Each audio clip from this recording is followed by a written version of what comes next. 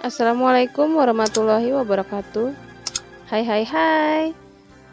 Kembali lagi bersama kami peserta Latsar CPNS tahun 2021 angkatan 32 kelompok 4 sub kelompok 1 terdiri dari Desi Mayasari, Husnul Bayan, Hamjah, Untung Waluyo, dan saya sendiri Yuliana.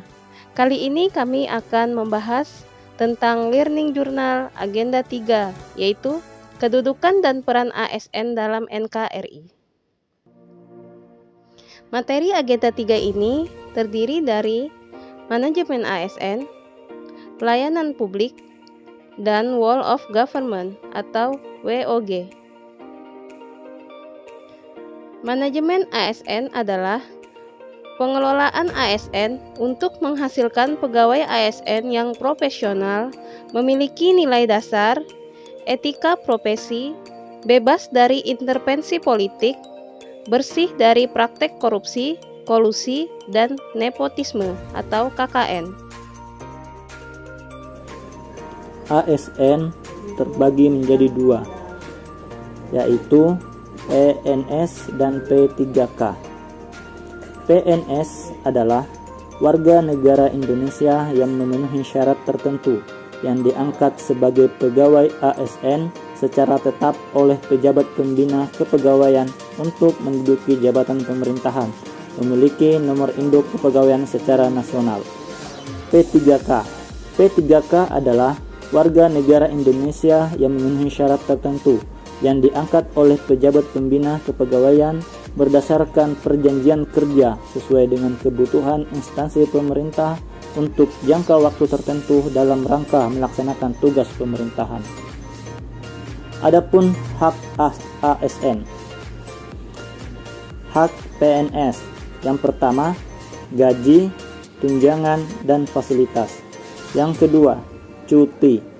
Yang ketiga, jaminan pensiunan dan jaminan hari tua. Yang keempat, perlindungan. Dan yang kelima, pengembangan kompetensi. Untuk hak P3K, yang pertama, gaji, tunjangan, dan fasilitas. Yang kedua, cuti. Yang ketiga, perlindungan.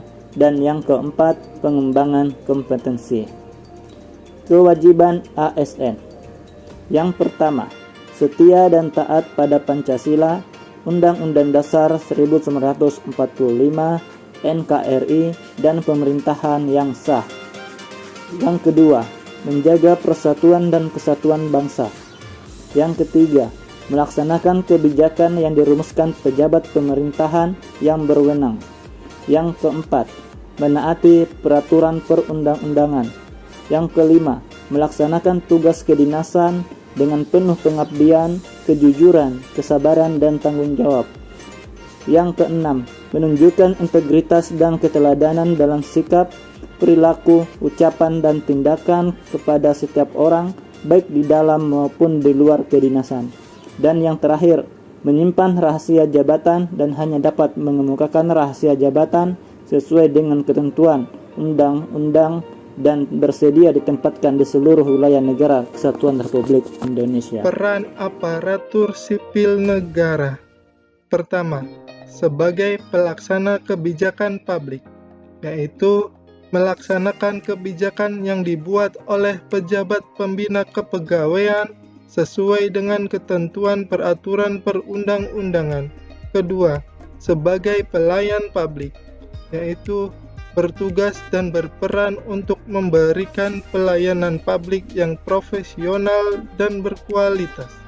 Ketiga, perekat dan pemersatu bangsa, yaitu mempererat persatuan dan kesatuan negara Kesatuan Republik Indonesia.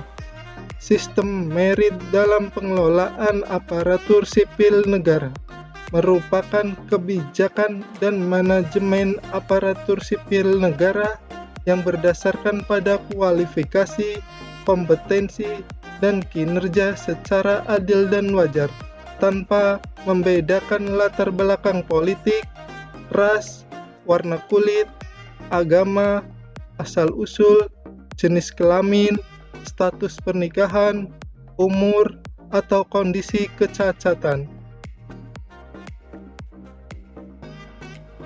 Pelayanan publik adalah rangkaian kegiatan dalam rangka pemenuhan kebutuhan pelayanan sesuai dengan peraturan perundang-undangan bagi setiap warga negara dan penduduk atas barang, jasa, dan atau pelayanan administratif yang disediakan oleh penyelenggara pelayanan publik. Kemudian, prinsip pelayanan publik. Yang pertama, partisipatif.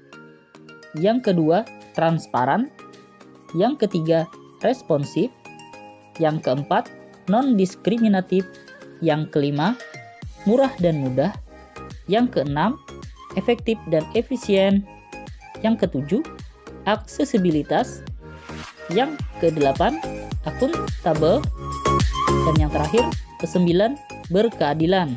Whole of Government atau disingkat WOG adalah sebuah pendekatan penyelenggaraan pemerintahan yang menyatukan upaya-upaya kolaboratif pemerintahan dari keseluruhan sektor dalam ruang lingkup koordinasi yang lebih luas guna mencapai tujuan-tujuan pembangunan kebijakan, manajemen program, dan pelayanan publik. WOG menekankan pelayanan yang terintegrasi sehingga prinsip kolaborasi, kebersamaan, kesatuan dalam melayani permintaan masyarakat dapat terselesaikan dengan waktu yang singkat. Penerapan WOG dibedakan menjadi 4. Yang pertama adalah penguatan koordinasi antar lembaga.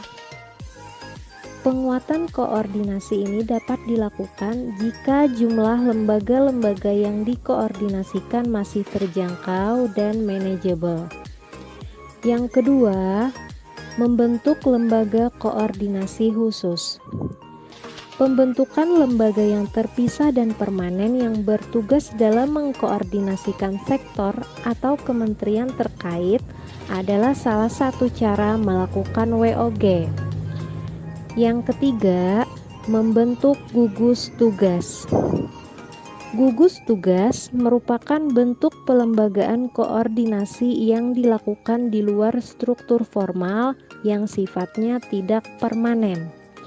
Dan yang terakhir adalah koalisi sosial.